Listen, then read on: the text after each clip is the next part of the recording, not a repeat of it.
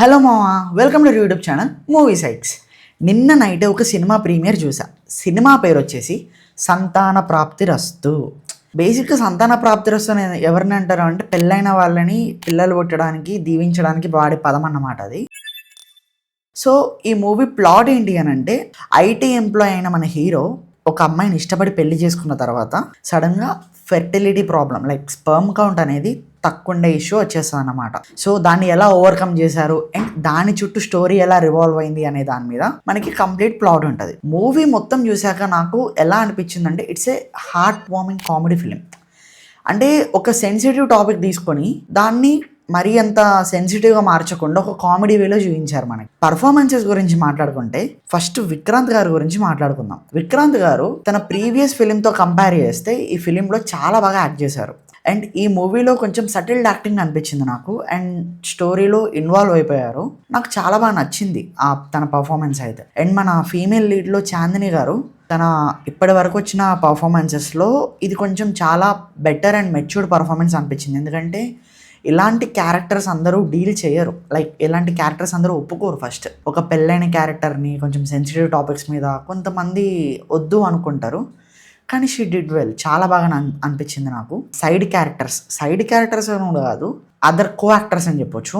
తరుణ్ భాస్కర్ గారు, అభినవ్ గోమటం గారు, వెన్నెల కిషోర్ గారు, మురళీధర్ గౌడ్ గారు, ఇలా అందరూ చాలా మంచి మంచి క్యారెక్టర్స్ ఉన్నారు. అండ్ ఇంకొకటి ఏంటి అని అంటే, నాకు మూవీలో చాలా బాగా నచ్చిన ట్రాక్ తరుణ్ భాస్కర్ గారి ట్రాక్ నాకు చాలా బాగా నచ్చింది. అండ్ ఎక్స్పెషల్లీ వేమన్ ఏం చెప్పాడో తెలుసా?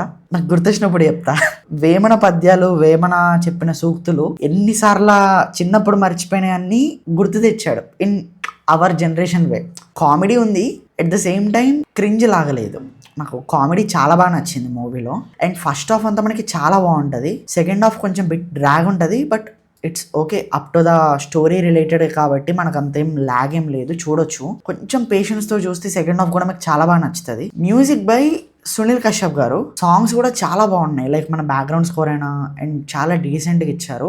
సాంగ్స్ నాకు తెలుసా నీకోసమే సాంగ్, మళ్ళీ తర్వాత కొన్ని సాంగ్స్ సంతాన ప్రాప్తి టైటిల్ సాంగ్ నాకు చాలా బాగా నచ్చాయి. అండ్ బ్యాక్గ్రౌండ్ స్కోర్స్ కూడా చాలా బాగా డీసెంట్గా ఇచ్చారు. Return and directed by Sanjay Reddy గారు చాలా సెన్సిటివ్ టాపిక్ ని చాలా కామెడీ వేలో చూపించారు. చాలా బాగా రాసుకున్నారు. అండ్ ఇంకొంచెం బెటర్ గా అని చెప్పనులే కానీ తను రాసుకున్న స్టోరీ వరకు చాలా బాగా చూపించాడు. ఇంతవరకు అయితే నేను క్లారిటీ ఉన్నాను. అండ్ ఓవరాల్ గా నాకెలా అనిపించిందో చెప్పాలి అని అంటే, it was a decent watch, decent comedy film. Cinema మాకు ప్రీమియర్ జరిగింది ఒక రామానాయుడు స్టూడియోస్ లో ఒక 40-50 మెంబర్స్ కి జరిగింది. అప్రాక్స్ నాకు 30 మెంబర్స్ వరకు అందరూ నచ్చింది అని చెప్పారు. So you can know the result. Cinema చాలా బాగుంది. మీరు కొత్త సినిమానే కదా, ఎవరు చూస్తారు, తెలవని హీరో తెలవని హీరోయిన్, చిన్న సినిమాలు ఏం చూస్తాము అని మీరు ఎప్పుడూ అనుకోకుండా మంచి సినిమా చూడాలి అని అనుకుంటే మాత్రం మీరు ఈ సినిమా తప్పకుండా వెళ్ళండి. ఎందుకంటే ప్రజెంట్ జరుగుతున్న ఒక కాంటెంపరీ ఇష్యూ మీద, ఎవరు బయటికి పబ్లిక్ గా మాట్లాడుకోలేని ఇష్యూ మీద వీళ్ళు పబ్లిక్ గా సినిమా తీసేశారు. దట్ చాలా బాగా తీశారు సినిమా. సో ఆ విషయం మాత్రం నేను తప్పకుండా ఒప్పుకుంటాను.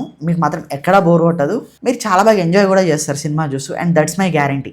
ఇలాంటి రివ్యూస్, సజెషన్స్ అండ్ అప్డేట్స్ ఇంకా కావాలి అనుకుంటే మన ఛానల్ ని సబ్స్క్రైబ్ చేసుకోండి. అండ్ ఆ నోటిఫికేషన్ కూడా కొంచెం ఆన్ లో పెట్టుకోండి. Thank you and will see another video. Bye.